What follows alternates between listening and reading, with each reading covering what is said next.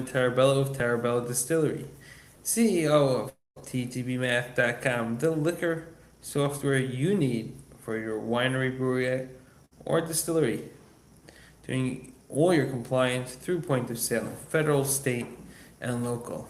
Guys, today we are back at it, hitting the streets of New York and learning why it is probably the best state for you to open up your brew pub tomorrow. And I did not say to open up in New York City.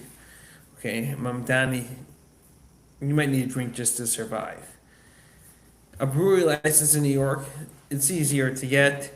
You have no production limit capability. You can have so many fun things. You can have tours. You can go ahead and obviously have a brew pub. You can have um, direct sale. Cannot have direct sales to retailers. You need to go through the tied requirements, which means you go through a middleman distributor. You can do direct to consumer sales on premise, so that's not exactly tied, but it is. Um, Brand sales, brand building, it is great. You're New York, you have a tap room, people are coming, people are visiting the state. It's a great state for that. It's not like being out in the middle of Arkansas, okay? Product development, you got a great base. New York is very dynamic, feedback, vocal, local farmers. The state of New York offers you multiple revenue streams, and particularly if you go all in on a proper brewer's license. The proper brewer license, there's no limit again on how much beer you can produce.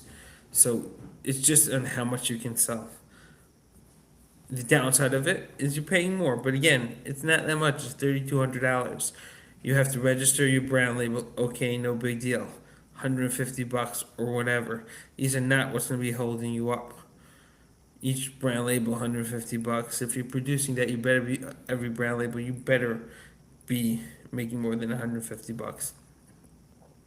Now, it is a little more difficult with regulatory because you're the big boys. You have to have a record keeping. That's what ttbmath.com does. Price posting, okay? For those that don't know, in the liquor industry, you got price what you're charging the distributors for your product. A legitimate headache because it's just so archaic and old fashioned. You can have regular inspections and audits by the state liquor authority, which means you're meeting a nice guy once a week or once a month. You better be nice to SLA. You're not going to win otherwise. So just keep that. Remember the tie laws. You're pretty much good to go. I mean, you're not going to be mandated to use New York corn or New York grain, so do what works out best for you. That may be down, that might be positive. It's your decision. You have limited off-premise retail. Again, that's not who you're selling to. You're massive. You're co-packing. You're all in on making it huge. You don't want to anyways be busy with that. I mean, did you ever see most companies use a distributor except for Coca-Cola? Again, the alcohol industry is not simple when it comes to distribution. You might just want to then opt in for a farmer brewery license or something of that sort.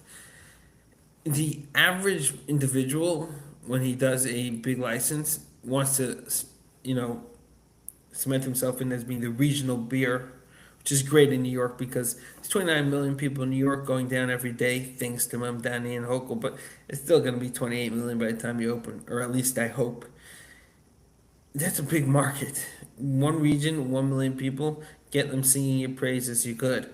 New York beer, boom. Contract, we already spoke about great market, growth oriented craft brewery. You can have a track where people come and start learning and building. If you yourself are planning to explode bigly, my past podcast is to start off with a smaller license. I stand by that. Some might say, no, go get the right license to begin with. It's double paperwork.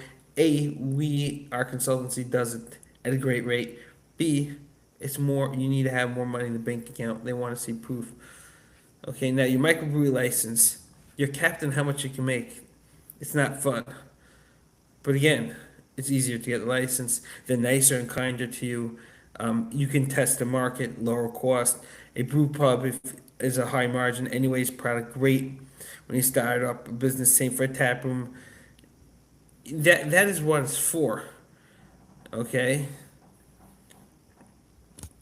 it just it's a great license to start off with.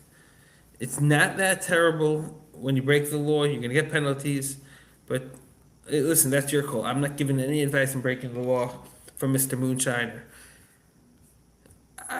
I'm just a proponent of it, okay? Small markets, locals, just go for it. There's a lot of advantages, a lot less costly. $320 to 640. You don't have to do label registration. $150 exempt from it. You don't have to worry so much about the audits. Um, it just again, t2math.com is going to do that for you, but it's not on the back of your mind. You can be successful. It's just much lower barrier of entry. They're more forgiving because they're on your team. At the end of the day, this whole liquor authority is on your team for success. And if you're honest and you're saying, "Look, I'm small," which you are, because that's what it says in you, the mindset of an inspector is going to be really nice to you. I just say, just start with that. That's what I believe. Guys, thank you for watching. We'll see you all tomorrow. We love helping. We love your feedback. Make sure you get it on over. See you all tomorrow.